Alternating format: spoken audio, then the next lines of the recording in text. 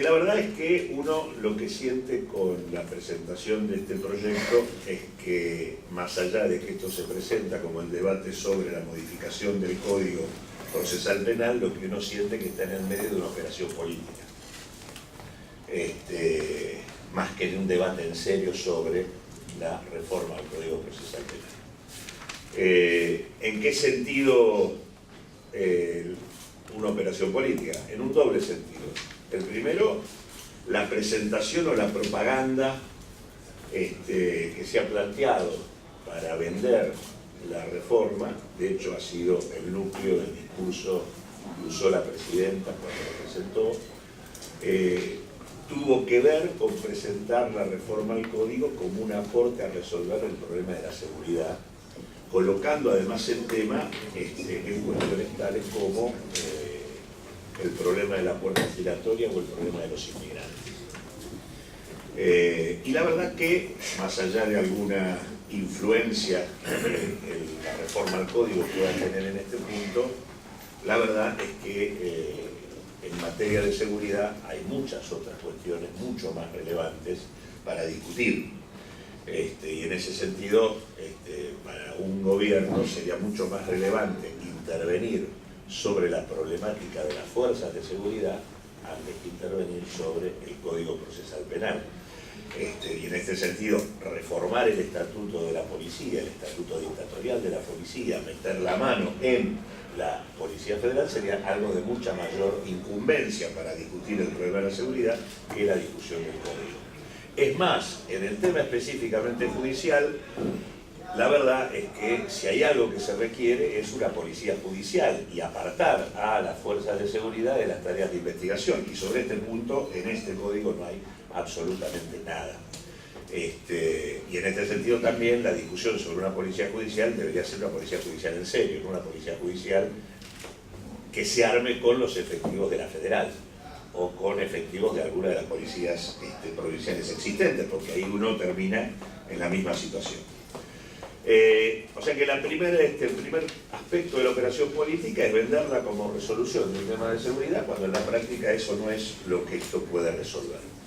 La segunda cuestión es que aparece un objetivo supuestamente manifiesto, es más, un objetivo que hoy está muy recomendado, yo diría, en la academia, que es el tema del pasaje al sistema acusatorio. Hay una tendencia dominante en este sentido y al mismo tiempo aparece otro objetivo bastante claro, que es otorgarle facultades al gobierno actual a través de la Procuración para nombrar una cantidad muy importante de agentes fiscales y otros funcionarios en el Poder Judicial.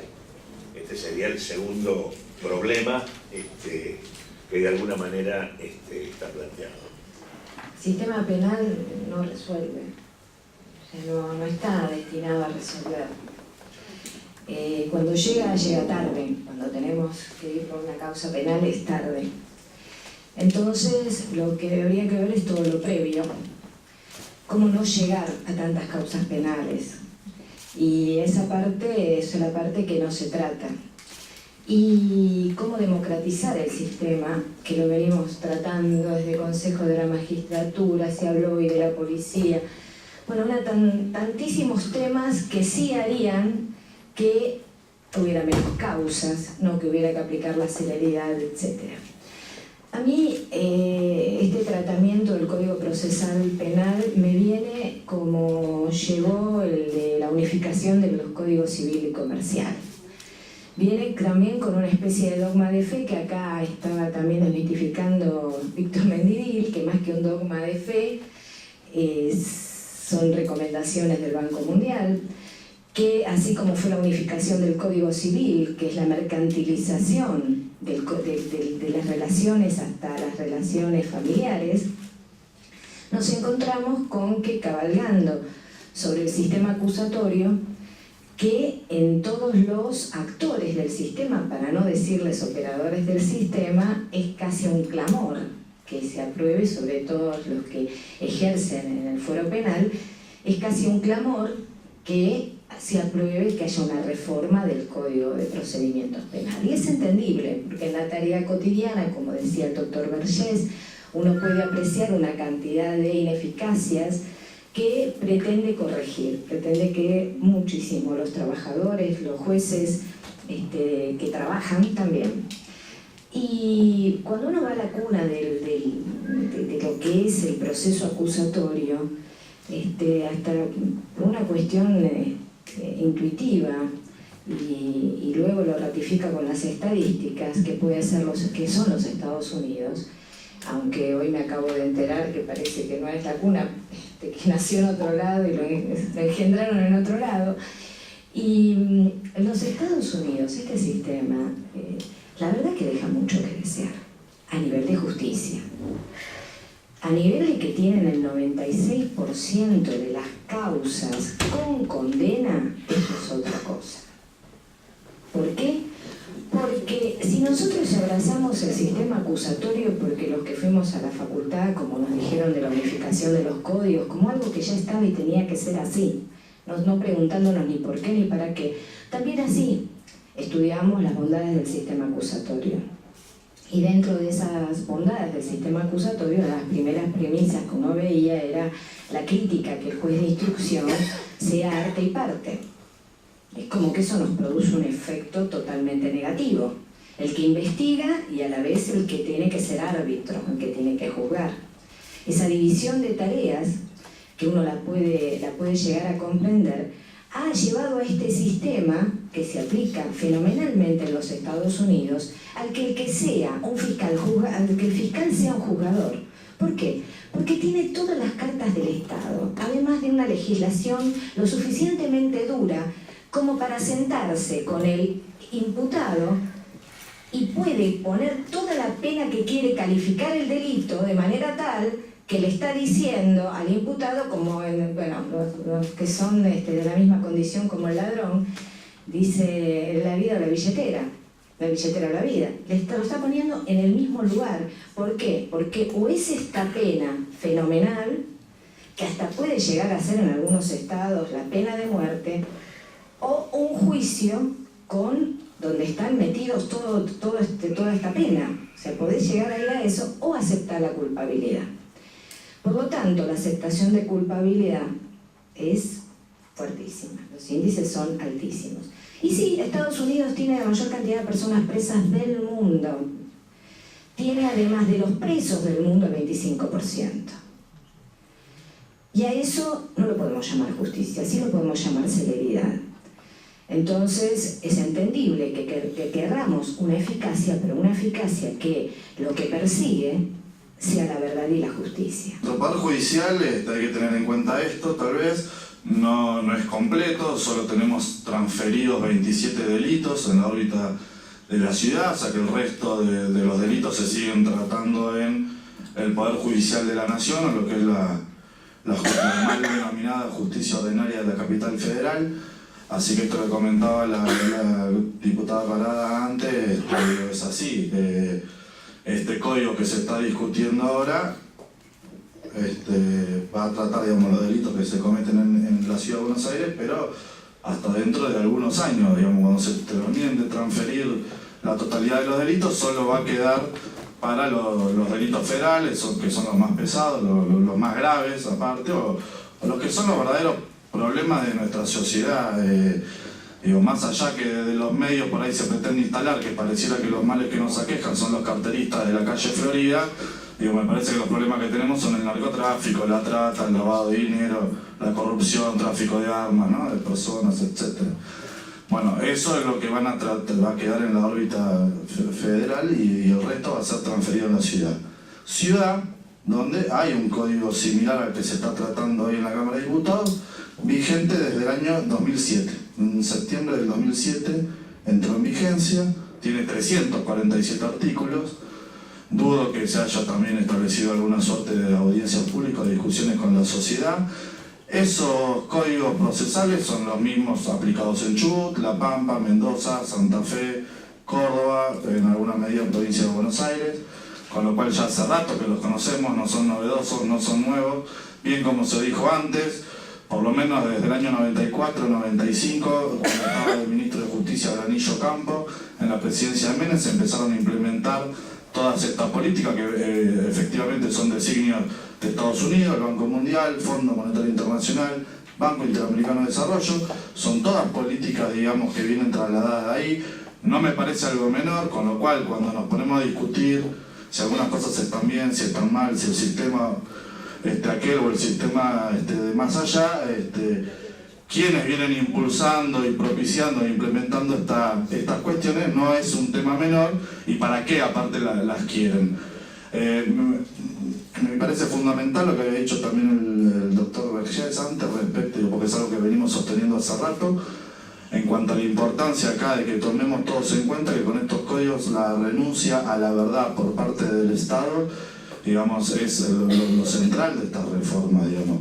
No defendemos el sistema anterior, no hay que volver al esquema escrito, obviamente que la realidad está bien, acortar ciertos plazos obviamente que está bien, hay que utilizar las nuevas tecnologías y todo ese tipo de cuestiones. Ahora lo cierto es que se está renunciando a la búsqueda de la verdad en la medida que o bien un inocente puede llegar a estar aceptando una culpabilidad que no tiene con tal de irse lo más rápido a su casa, o un culpable se va a recibir una pena mucho menor a la que le correspondía, también por el acuerdo que hacen entre fiscal y defensores, porque también lo que dijo él antes, digamos, limitan o circunscriben, digamos, al accionar judicial a un acuerdo de partes, a la que acusa, la que defiende, no interesa la verdad, el juez su rol termina siendo el de un mero escribano que homologa ese acuerdo y listo, y cada uno se va a la casa sin importar si el daño se reparó, si la verdad se encontró, y en definitiva no hubo justicia, con lo cual eso es lo que se está, digamos, tirando abajo. Se ha hablado, y en otros he leído, de que se defiende el rol de la víctima, la participación de la víctima en el proceso penal. Nosotros estamos de acuerdo con la participación de la víctima en el proceso penal, pero la víctima es víctima, no tiene por qué cargar la víctima con la decisión de llevar adelante o no una determinada investigación. Porque además la víctima la confrontan con el imputado y así, de igual a igual, en un estado que no le puede garantizar nada, le dicen: ¿usted qué quiere? ¿Seguir con el proceso o acepta la reparación que que está acá enfrente de usted, que fue el que entró a su casa, la robó y demás, le ofrece? Las personas dicen, y nos lo cuentan a nosotros: aceptamos porque tenemos miedo que vuelva. O sea, estoy contando una anécdota y voy a pretender explicar la cuestión de fondo. O sea, si algo tiene de bueno la Constitución es el garantismo, ¿no? Estos códigos se ofrecen como garantistas. Bueno, hacen en la población, en los ciudadanos, que el garantismo se llama la palabra, con lo cual derechiza la opinión pública hacia esas soluciones que lamentablemente propuso la presidenta. Creo que presentó esto desde el peor lugar. También creo que lo presentó como un operativo, sí, un operativo para enmascarar la entrega del petróleo o para encubrir la entrega del petróleo y tantas otras decisiones que en ese momento se estaban discutiendo, se estaban ventilando en nuestro país. O sea que creo que sí que hubo una operación política para lanzarlo en el tiempo que se lanzó y sobre todo para apurar una aprobación que realmente sería lamentable. Esto decía, argumentos neoliberales, debilitamiento del Estado, no solo porque no tiene que perseguir la verdad, sino porque además le transfiere a la víctima la decisión del proceso. Hay criterios economicistas. Cuando le preguntamos a Brinda Mendaña por qué esto de la verdad, porque es caro, nos decía, porque es caro, digo, la verdad. Se renuncia porque es caro, o sea, no por otra cuestión, porque es caro.